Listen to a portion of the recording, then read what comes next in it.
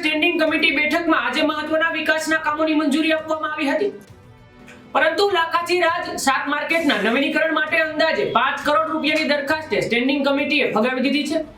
ખર્ચ વધુ હોવાનું કારણ આપીને આ દરખાસ્ત નામંજૂર કરવામાં આવી છે.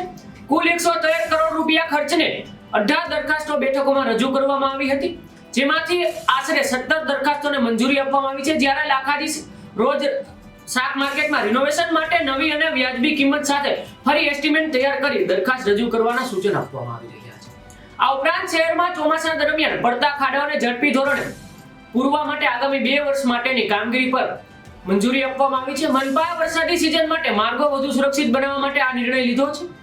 હવે સૌની નજર લાખાજી રાજ શાક માર્કેટ અને નવા એસ્ટિમેટ પર રહેશે અને ક્યારે નવી દરખાસ્ત રજૂ થાય અને આ કામને નવી ઝંડી આપે તે માટે સૌની નજર રહેશે. આ મામલે સ્ટેન્ડિંગ કમિટી ચેરમેન પરેશ પીપળિયાએ શું કહ્યું, આવો સાંભળીએ. આજરોજ કમિશનર સાહેબ પાસેથી કુલ 18 દરખાસ્તો આવેલી હતી, જેમાં એક જ દરખાસ્ત નામંજૂર કરવામાં આવે છે, બાકી બધી મંજૂર કરવામાં આવે. વોર્ડ નંબર 7 માં લાખાજી રાજ શાક માર્કેટ રિનોવેશન કરવાનું કામ જે હતું તે હાલ પૂરતું નામંજૂર કરવામાં આવ્યું.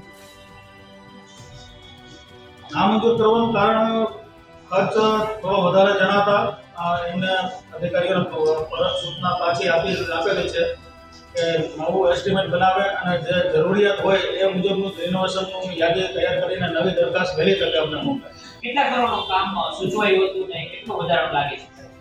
આજની સ્ટેન્ડિંગમાં કુલ 113 કરોડ આજુબાજુ અંદાજિત 113 કરોડનું કામ સૂચવાયેલું હતું. એમાં એક જ 5 કરોડનું જે રિનોવેશનનું કામ હતું એ નામંજૂર કરેલું. ખાસ ખાડાને લઈને દરખાસ્ત હતી ચોમાસાનું ખાડા એ મંજૂર કરવામાં આવી છે. એમને 2 વર્ષનો આપણને સમયગાળો જાહેર કરી લીધી છે કે ટેમ્પરેચરથી ખાડા ભૂર્યા પછી તેમાં કાંઈ પણ ભવિષ્યમાં ઇસ્યુ નહીં આવે.